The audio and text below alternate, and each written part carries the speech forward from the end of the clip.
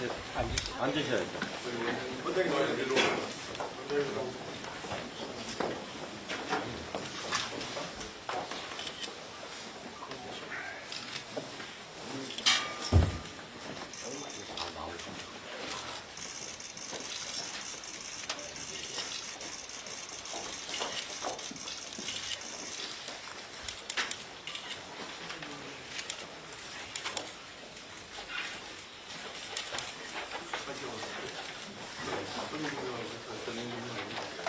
선진동요. 네.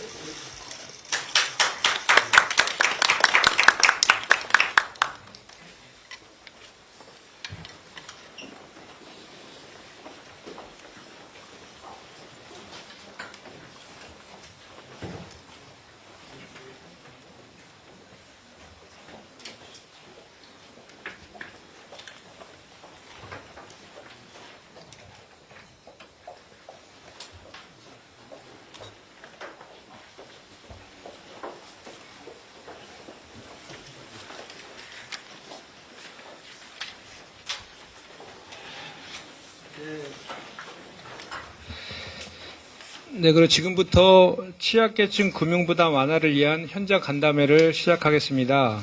저는 사의를 맡은 더불어민주당 평택시병 국회의원 김현정입니다. 먼저 바쁜 일정에도 참석해 주신 우리 서민금융진흥원장 겸 신용회복위원회 위원장이신 이재한 원장님과 임직원, 그리고 한국파산회생변호사회 전 회장이신 백주선 변호사님, 그리고 이재명 당대표님을 비롯한 정무위원님들께 진심으로 감사드립니다.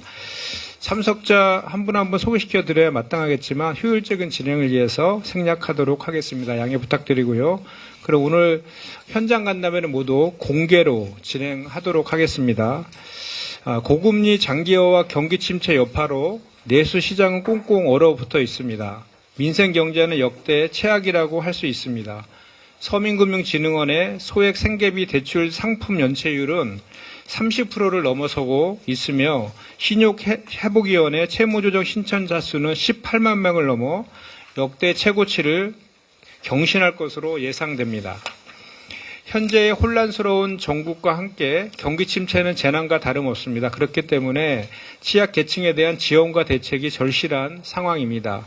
이에 현황을 점검하고 대책을 논의하도록 하겠습니다. 그럼 먼저 더불어민주당 이재명 당대표님의 모두 말씀이 있겠습니다. 네, 긴박하고 어려운 상황에서 우리 서민금융진흥원 우리 임직원 여러분들 고생이 많으십니다. 조금 전에 말씀 들어봤던 것처럼 지금 신용회복 신청자가 작년보다 훨씬 더 많이 늘어나고 있다는데 충분히 예상할 수 있는 일들입니다. 대한민국의 가계부채 비율이 전 세계에서 가장 높은 편에 속하고 실제로 앞으로 대한민국 경제에 심각한 위기 요인이 될 것으로 생각이 됩니다. 제가 자주 말씀을 드리는데 이 국가부채 비율과 가계부채, 그다음 기업부채 비율은 서로 이 반비례하는 관계에 있는 것 같아요. 예를 든다면 국가적 위기 상황을 극복하기 위한 비용을 실제로 누가 부담하느냐에 있어서 이번 코로나 사태에서 보는 것처럼 다른 나라는 국가가 공동체가 그 비용을 부담했는데 우리나라의 경우는 그걸 전부 개인 또 자영업자들에게 부담을 시켰습니다. 국가는 국가부채 비율을 늘지 않았다고 자랑했지만 가계부채 또 자영업자 부채는 아주 폭증을 해서 지금 그 후과로 경기도 침체되고 사람들의 삶도 매우 악화된 게 현실입니다. 이렇게 계속 갈 수는 없죠. 뭔가 해결책을 찾아야 됩니다. 기존 부채 중에 우리가 코로나 때 얘기했던 것처럼 모두가 약속하지 않았습니까? 소위 PPP니 이런 얘기하면서 대출 원리금을 탕감하겠다, 조정하겠다 다 얘기했는데 실제로 해주지 않고 있습니다. 끊임없이 하는 거라고는 상환 연장, 이자율 조정 이런 정도지 근본적인 대책은 세우지 않다 보니까 이게 국가 경제 전체에 큰 부담이 되고 있어요. 소비도 되지 않고 내수가 침체되고 그게 또 경기 침체로 이어집니다. 이런 근본적인 문제 해결도 좀 해야 되겠고 또 새로이 어려운 지경에 처하는 사람들에 대한 서민금융 지원도 지금보다는 좀 더 획기적으로 그 지원액도 늘리고 또 이자율도 사실 있을 수 없을 정도로 높죠. 제가 수없이 지적하지만 15.9% 내고도 살아남을 사람이 왜 이런 지경까지 왔겠습니까? 이 저성장 시대에 15.9% 이자율을 감당할 수 있는 사람은 정말 거의 신적인 능력을 가진 사람이에요. 이 정상이 아니지 않습니까? 물론 뭐 기관을 제가 탓하는 건 아니에요, 전혀. 그냥 제도의 문제라는 겁니다. 이자율의 문제, 또 지원액의 문제, 또 기간의 문제, 또 근본적인 대책을 좀 강구해야 되지 않을까 싶습니다. 이게 일부에서는 서민금융 지원을 뭐 개인에 대한 일종의 복지정책이나 또는 선심정책 이런 것으로 생각하는 경향이 있는데 이거는 경제성장 발전을 위해서 반드시 필요한 조치들입니다. 서구 선진국들의 경우는 채무탕감 제도를 아주 쉽게 신속하게 진행하고 있죠. 마치 저수지에 쌓인 그 바닥에 쌓인 흙들을 준설하는 것처럼 이걸 제거를 해줘야 자본주의 경제 시스템이 정상적으로 운영이 됩니다. 신용 불량되면 통장도 개설하지 못하고 통장을 개설하지 못하면 그 노동에 대한 대가를 받을 길이 없기 때문에 사실상 경제활동 영역 밖으로 퇴출하는 결과를 발생하죠. 이 결국은 경제 전체에도 좋지가 않습니다.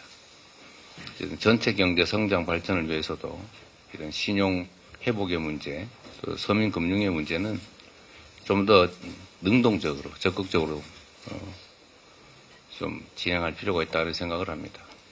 정책적 전환을 기대하고 저희들도 적극적으로 노력하겠습니다. 고맙습니다. 네. 네, 다음은 이재현 서민금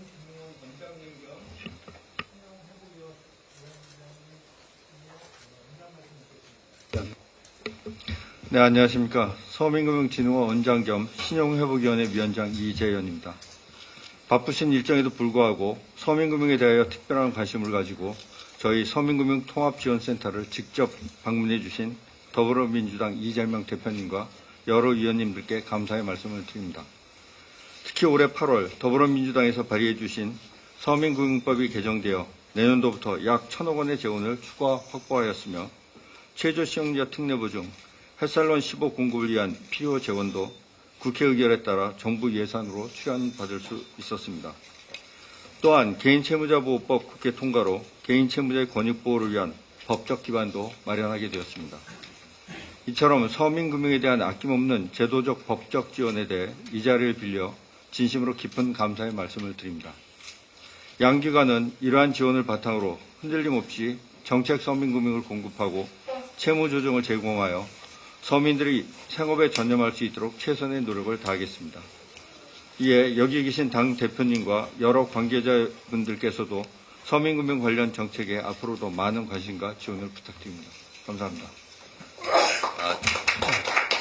제가 하나 좀 빼먹은 게 있는데 어쨌든 이번 논의에서도 필요할 거긴 한데 이 압류금지 통장 압류금지 통장 제도를 저희가 지금 준비하고 있죠.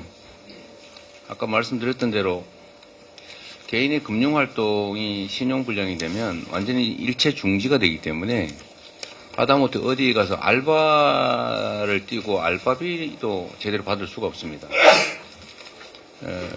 요즘은 다 그 기업금융 회계들이 전부 다 공식적인, 예를 들면 영수증도 그냥 수기 영수증은 안 되고 통장 입금증이라든지 이런 걸 요구하기 때문에 사실 통장이 없으면 일을 할 수가 없어요.